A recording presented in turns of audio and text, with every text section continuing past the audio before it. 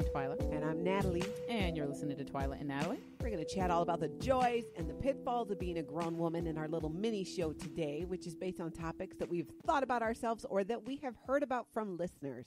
Indeed. Okay, so today we're going to talk about dream jobs. Dream jobs. Gosh, has that changed over the years? Yeah, it has. Well, no, it hasn't. I would like to say it's changed a lot, but most of my dream jobs are completely like ridiculous and frivolous, and they're not grounded in reality. I feel that today my dream jobs are actually realistic, whereas in middle school I wanted to be a professional basketball player because I was born and raised in Hawaii, where at 5'5.25" was the tall girl. Yeah, you were big. I love that. I love that. So I realized later on when I went to the mainland that no, not the tall girl and not that good at basketball. But today when I think about dream job, one that I feel is realistic, that I think about more often than I should, is I want the job of naming boats. Like I want people to pay me large amount of money to come out with a name for your boat or a name for your band. Wow. You know, like I want to be the person that names things. And wow. Sometimes I keep a list because I think of what I think are really great names. Of course, right now I can't remember any of them. Of course. Of course. But that's hilarious. Yeah. You know, like a boat, the Lone Bobber. Oh my gosh. No, okay. Not even, girl, I'm not going to step on your dream. You have your dream. Yeah. And I hear things a lot. And I'm like, God, that would be a great band name. Yeah. See, I guess I don't really invest in the concept of dream job anymore because now I know that if I want something, I can go out and chase it. Like I'm essentially working at my dream job right now. Yeah. Like which is pretty great. So I don't get, I would say when I was younger, all of my dream jobs were super lofty and aspirational. And I'm not kidding, and don't laugh. I'm pretty sure I put in my senior yearbook that I wanted to be president of the United States. Wow, that's not still even out of pretty reach. Sure in my 8th grade yearbook I said I wanted to be a Supreme Court justice. Let's see what else. I would pick like governmental things. You gotta go to a lot of school for that. Yeah, I grew up in Virginia, so I'm in like in the shadow of Washington D.C. Yeah. So it was like I would like to be here is one job that I will still consider it a dream job because if I ever go back to school, that's what I'm going to study. I would like to be like the chief historian or the chief librarian at the Library of Congress. Oh, that's like I don't know what that entails, but it's just honestly, it's just being like the head librarian. Like you're the most important librarian in the country. You're the most important book person in the country. Do you know how exciting that is? No, I don't. Oh my gosh. I'm like, so it'd be my job to decide what books we should preserve forever and what recordings and things we should preserve forever. Wield that power so badly and enjoy. Like they'd be like, Twila Dang has been in charge of the Library of Congress for exactly 30 days. Now it's full of comic books. Yeah, and they'd be like, she has decided to and mommy porn. Yeah, she'd be like, she's decided to institute that all boy band recordings should be preserred for the greater good. It'd be something ridiculous, but I would enjoy every 50 second of it. Shades is now required reading at public schools. Okay. I don't even require 50 Shades to be read like for funsies because it's just it never held up. It was a terrible book. Well, it served a purpose. It was a terrible book. I actually liked it. Really? Yeah, I forgot. But I didn't read them all either. I forgot to tell you I forgot to give you the recommendations of better books.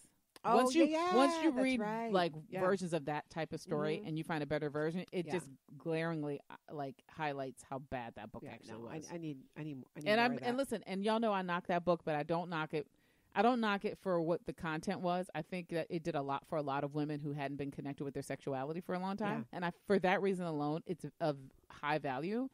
I just found it to be really poorly written, and I read a lot of books. Yeah. And when you read books all the time, and you know the difference between when something's written well and something's just like with strong opinions. Yeah, girl, what are you doing? Yeah, it was very much like I found myself shocked at how poorly written it was, and given how many people enjoyed it.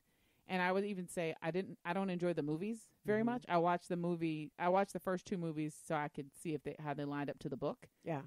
They're enjoyable because it eliminates all of the terrible writing devices that were from the book. Yeah, they cut out all the inner monologue and all that stuff. So when it's just a straightforward, like, here's the story. Yeah, you like that better. It was better. more pleasant because it was like, I don't have to hear her weird, like, 13-year-old girl rambling in my head. So completely unnecessary sidebar. But no, dream I mean, job, that used to be my dream job, was to write mommy porn and get paid for it. But you can still do that. I think. Eventually. Because when we talk about a dream job, I feel it's something that we have a passion for, that we also want to make money at. And I think that today more than ever, that is so possible with so many things. And I feel too right now, the work that I do is, for me, a dream job. It's what I've wanted to do. It's building and expanding on it. And I truly believe that one day I could be hired to come up with names for boats and bands. I think that's entirely possible. Totally. I think maybe I'll make it a little subdivision of my company. I mean, if you don't put it out there, who's to say? Listen, this is not a valuable service. You know how I feel. If you can't achieve something unless you can name it with specificity. Yeah, exactly. And I can be specific. You know what my other dream job is? I want to be, in a good and a positive way, a benevolent dictator. I'm not talking, North Korea style. And I say that because I would say queen, but that's probably not really as realistic. I want people to come to me with their issues and their problems, and I want to tell them what to do about it to make life better. Okay, I just would like to point out that, one, you already do get to be a benevolent dictator because you're a mom. Yeah. 2, you also get to be queen in that capacity because you're a mom. Yeah. And I refer to myself as both of those things all of the time. I like to point out, because I'm queen. That's why. Yeah, I like to point out to my children that they don't live in a democracy. That's true. I did it all the time. They'd be like, "That's not fair." I would say, my job is not to be fair. My job is to keep you alive and out of jail. Yeah. See, that's short of that. That's nice of you. My choice. I literally tell them, this is not a democracy. This is a dictatorship. Yeah. And I'm in charge. Voting. You get to move out one day. Yep. If I allow it. And then it's all really clear. That is truly where I think in the parent-child relationship, where it goes off the rails, is when parents treat their children as if they have rights. Nope. Or as if they have a say. You're right. Right. They can listen. Kids that have feelings and emotions, those are important. They can they can even have opinions, but they don't get to have a say. No. And that's the end. And please don't email me, because we're not going to have this debate. I'm telling you right now. I know what I'm raising. I know what's out there in the world, and I know what I need. I have highly intellectual children with not a high sense of self-preservation. They don't have good street smarts as of yet. And sometimes their common sense meter is completely broken. Yeah. My job is to keep you upright, breathing, and with full range of motion and function. So that means sometimes I have to make sure I intervene before you ever get to do something stupid. And and when you say, they have to make mistakes, they do in a controlled environment. I let my kids make mistakes all the time. Exactly, and they'll still make mistakes outside but not the of kind that require me to have to bail them out, exactly, or pay for the emergency room. Yeah, and that will happen as well to a degree. But I'm with you. By then, parenting is not a democracy. See, I feel like by then they need to call their auntie. we have a rule in our family that once your kid gets to be a certain age, the auntie will go to them and be like, okay, so just so you're aware, you're grown now. So if something really goes sideways, you need to be measured. Can you get yourself out of it? That should be the first option. Yeah. If you can't get yourself out of it, how bad is it? Like, you in real legal trouble? Do you need help? You need bail money? Then you need to decide who the chain of command is or who you call. Yeah. I would argue you call auntie first, and then call your mama. Yeah. Because if auntie can get you out of it and it can be between y'all and you just handle it, let auntie handle it. Exactly. If it can't, if it's real bad, then you might need to call your mama. Like my sister's rule is, if it's just jail, you can call her. If it's jail but there's like blood involved, like somebody got hurt, like somebody, like you did something, or somebody like got injured, you might want to call your mama. So that's kind of our system. Yeah. No, it's a good system. It's a workable system. Right. Drunk tank I'll help with. It's okay. Now, the next evolution of parenting. Yeah, something like that. Okay, I'm trying to think of the other of like what I'm like when I was I would say when I was really young, I had high lofty dream jobs. As a teenager into my early 20s, I had very specific like crazy dream jobs that were just in pursuit of the things I was like passionately into. Sure. So like, and this is gonna sound super high-minded and arrogant, and it was. I used to be like the freedom fighter on campus. Like I ran the Black Student Organization. I ran the Student Congress, all that stuff. Mm-hmm. So I just came out of school just knowing I was going to be like this diversity person, and I was going to change the nature of society. And I did. My first job was actually as a diversity coordinator at the DOT. Wasn't a good idea. Wait, the Department of Transportation? Yeah, so you can see a diversity coordinator. So imagine how well that went. Well, I don't even understand what that job would do. Imagine a 22-year-old Black girl whose job it was to try to get like people that drove like plows and salt trucks and things like that to want to have a more inclusive workplace. Well, why was it such a problem that they felt they needed to make that? Like, why? Because it was all a bunch of old white guys. But there's no diversity then. Right. And my job was to try to help encourage the diversity. To try and basically get minorities hired. Yeah, to try to get, but my job wasn't to like do the hiring. My job was to work with the departments to get them to recognize the value of it and to actually start the processes of bringing people in to do that. Wow, that really says something that even needed to be a job. I mean, it probably still does. Yeah, I mean, it's still pretty common. It was just like the idea of like you hired a 22-year-old Black girl who is wet behind the ears as a puppy to show up and try to tell guys who are like 20 and 30-year vets. Do you think it's because they weren't taking the job that seriously? No, they were taking their job seriously. They just didn't care about having any diversity there. Who cares? Their idea was just like we just need guys to drive hiring the you truck. was the diversity that they brought there. Yeah, and like it would be my job to go like put on presentations and go talk to these guys that I'm like, mind you, these guys' jobs were like getting up at 4 a.m. or 2 a.m. and a very like solitary job. Yeah, like plowing the roads, and they're probably like, I just want to go to work and go home, lady. Yeah, and they, and there were crews and stuff, and like, but they had supervisors, and my job was to talk to them and their supervisors on like, if you're hiring for a position, you need to look at how you're getting, how are you getting diverse applicants? Yeah. Are you trying to get diverse applicants? And they're just like, are you nuts? Like it's just like, just give me the donuts and go away. Yeah. So it was a very difficult first job to have. Not to mention the fact that I had a terrible first boss, but it was ridiculous. So I used to have those kind of freedom fighter aspirations all the time. Like I'm gonna fight for freedom. And then I got older and was just like, y'all gonna be on your own right now. No, but you still do. I think you channel that a lot into what you do today. And maybe that is the thing. When we're younger, we can take these aspirations and these ideas of these dream jobs we want and incorporate it into doing something that you're passionate about. I think anything we do that we get money for, that we are passionate about, is by definition a dream job. Because you don't feel, I work a lot, and I mean a lot, but I love what I do, and it often doesn't feel like work. So I'm like, I'm good with it. And there's the key. It doesn't feel like work. Like it doesn't feel like work. 'Cause like some things I'm like, wow, I can't believe I'm getting paid to do this. Yeah, that's. I think that's really the kicker. Is like if it doesn't. I've had a lot of jobs that it felt like work all the time, no matter what I was doing. And there's been a very few jobs where I'm like, this does not feel like work. No, and I think that is the key, and that is the lesson, that work shouldn't really feel like work.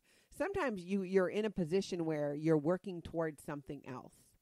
And for that moment, that's what you need to do. Like going to school. Not many people are passionate about going to school. Yeah. But you need to do it in many cases to get to where you want to be. To get to the next stage. Yeah. Yeah. So you do it. So, yeah, that's fair. There's something to be said for paying your dues and laying a foundation. But I think the key is to not let go, is to always be working towards, well, how could I do that? Why not me? That's a big thing, too. I think when we think about what our dream job is what stops us is when we go, well, no one would pay me to do that, or maybe I'm not good enough. It's like, no, if you really are passionate about it, you find a way. And it's amazing what people will pay you to do. I once in my 20s entertained the idea of being a phone sex operator. Really? Yeah. Huh. Because I thought, work from home. Yeah, that's true. You work from home. And back then, that there were those things, yeah. phone sex operators. Yeah, now, I guess that doesn't exist anymore. Now they're cam girls. You got to do it on video. Yeah, see, no, and that I'm wouldn't not work. doing that. That wouldn't work. I don't want to see you. I don't want you to see me. But I thought, you know what? It'd be something I could probably do. I had young kids at the time. Yeah. Well, no, you're laughing at, but that's honestly like the people that did that were completely the antithesis of what you thought was on the phone. They were like doing laundry. Yeah. And, coloring or whatever. Like, oh, they were totally. Just, they you got weren't- your headset on while you're folding laundry. Right, 'cause it Spank was- me, Daddy. Right, because it was all imagination. It Yeah. had nothing to do with like the visual. Well, I had a good imagination. Yeah. And, I could think fast on my feet. Getting past what I thought would probably there'd be a big gross factor because a lot of it, these Well, guys okay, are, like, I told gross. you that I told you about the time that I thought I was getting like it was a dream opportunity. Mhm. Okay, so I've been like an administrative assistant forever, like a low level like secretary Yeah. forever, and I just wanted an opportunity to like have more responsibility and be in charge of something, and so this job came up, and it was looking for they were looking for an operational manager. Sure. And I was like, well, and it was one of the rare times where I took a bet on myself and said, I'm going to try. Yeah. Because I didn't think, I usually would say, I'm not qualified to do any of this. And I just wouldn't try. Yeah. So I was like, I'll put my resume in. They'll probably say no, but hey, I already got rejected for a bunch of stuff anyway. Well, they Sure. called me. And I was like, oh, they called me. So I go and I do this interview, and it's fantastic. Mm-hmm. I mean, it just fantastic interview. And it was these two guys, and they basically had like a startup, and they like had a couple of organizations. Like they had, there was like a service that they ran, and then they had a magazine that they ran, and they like were very vague when they were talking about everything, but they were telling me a lot of detail about what the job would entail. All stuff I could do, all stuff that as a secretary I would get paid pennies in the dollar to do. Yeah. And they were like, oh, and then you would travel, and like we have a convention. He goes, we have a convention once a year in Las Vegas. We have an actual award show that we help underwrite that goes on in Vegas too, that has to do with our industry. And I was just like, he said, so you have your hands in on like corporate, experience in terms of like doing full scale conventions. He goes, and you pretty much get to sort of rub elbows with like the luminaries in our industry. And I'm like, this sounds fantastic. Yeah. Then they told me about the salary, right? The salary was like double what I had ever made as a base. Yeah. And then it had all this stuff built in for like bonuses, and travel was all taken care of, and all like I'd get an expense account. Wow. I mean, yeah, it was the moon and the stars, and I was just like, But you had to do it topless. okay, no, this is where it gets no wait, this is where it gets interesting. You're close. This is where it gets interesting. So they can see I'm all excited about it, Yeah. and I'm like, they're like, okay, well, but there's one thing we really have to explain. Like a lot of people get excited about this, and we see a lot of qualified applicants, and we think you'd be great. We know you can handle the work. There's just one thing. Some people have difficulty working in our industry. And I'm like, oh, what industry do you work in? Porn. And then they explained to me they were basically the largest, like most successful, like Distributor? porn industry magazine. They were like they were a sure. magazine that They're covered like the a trade magazine. that covered the industry. That's what Did they you take the ran. job? No. No.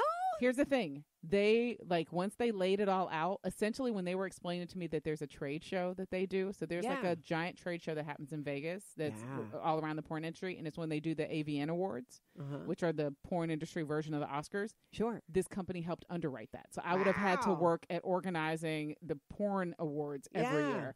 And I would have been in Was charge. this pre-children or after? This is pre-children. Okay. This was when I was just engaged. I wasn't even married yet. Yeah. And I mean, like when they laid it all out, and they were like, you need to take some time to think about it, because what happens is people go, yeah, I can do that, and then they go home and they think about their parents, and they think about their, like they think about who's going to see this. And he was like, he goes, and I have to be really transparent. It's not like you'd be like behind the scenes. You'd be in front of the scenes. You'd be, your name would be listed in the magazine. You'd be a point of contact for us. You'd represent us when you go out in public. Yeah. You'd make professional contacts, because sometimes we have contacts at like Borderline in Hollywood, and you'd be a representative from the porn industry that's making these contacts. Sure. And I mean, like I got home, and at first it was just like, I can do this. I can do this. Who cares? Yeah. You see all that money? You see all those zeros? I can do this. I can travel. I can do this. Yeah. And then the more I thought about it, it was just like, but my dad is alive. My mom, like my mom and dad. Do you think... What if you had that opportunity now, not thinking about what you currently do for a living? Yeah. If you had that opportunity today. Yeah. And, apples to apples, the money would be what it would be equivalent to today. Yeah. Would you have handled it the same way? Yeah. I would have ultimately, there will always be somebody in my life that is so important to me that I would never want to put them in the position to have to be representative of a decision like that I could avoid. Because for me now, I have kids. Yeah.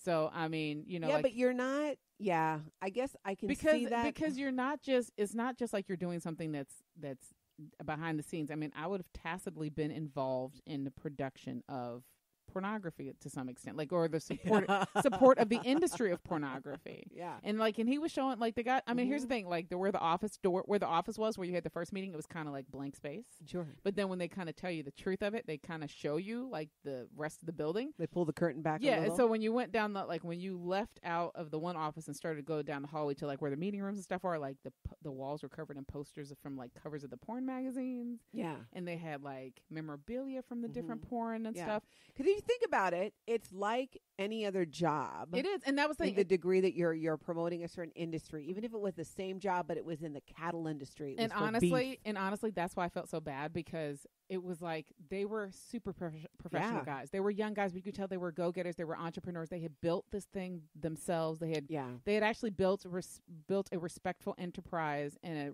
a successful enterprise in an industry that doesn't get a lot of respect. Mm-hmm.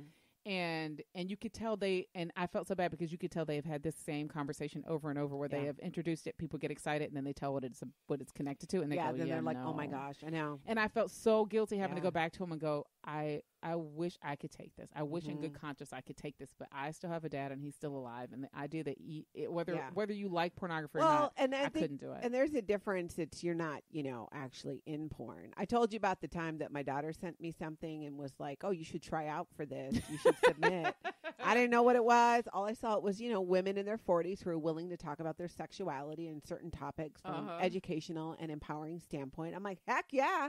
You'll pay me $1,000 for a weekend and fly me out to, I think it was on the West Coast. So I sent information in, and I never went to the website. I was just like, it sounds great. And then they're like, we love what you had to say in your application. We want to take it to the next level and do a Skype interview. But before we do the interview, can you please go look, if you have not, go look at our last season of episodes. Here's a link where you can see some of them.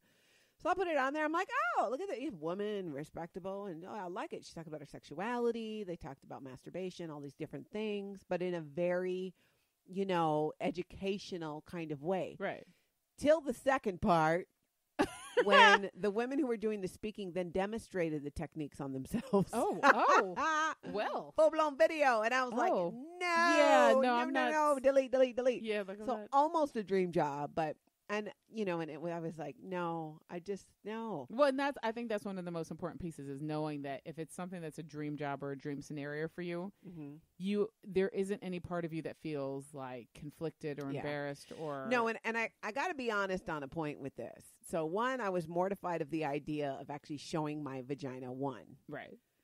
But I have to admit, if I'm being really honest with myself, what really more stopped me from doing it was I didn't think I had a vagina that was camera worthy. I can't. I'm not even joking. I cannot with you. Because I thought, you know what? This is educational. This is really bringing to the forefront that women can explore their bodies sexually and find out what they like. Like, I could get behind that. But I thought about it. It's like, having unflattering angles. Whatever. And I have stretch marks down there. Okay, you've done your Kegels, right? You do your Not Kegels. as much as I should. Okay, I'm just saying, like... I mean, mind you, I wouldn't have done this. I wouldn't even wear a bikini. But, but at the end of the day, like if you're in terms of whether my vagina is worthy to be looked at, it always comes down to the same thing. Do you want access to it? Then it's worthy. If you want access, I know it's worthy. But it's different on camera. And that's what I'm saying. It would never be the on videos, camera. and I'm like, well, that's kind of a pretty vagina in the front area.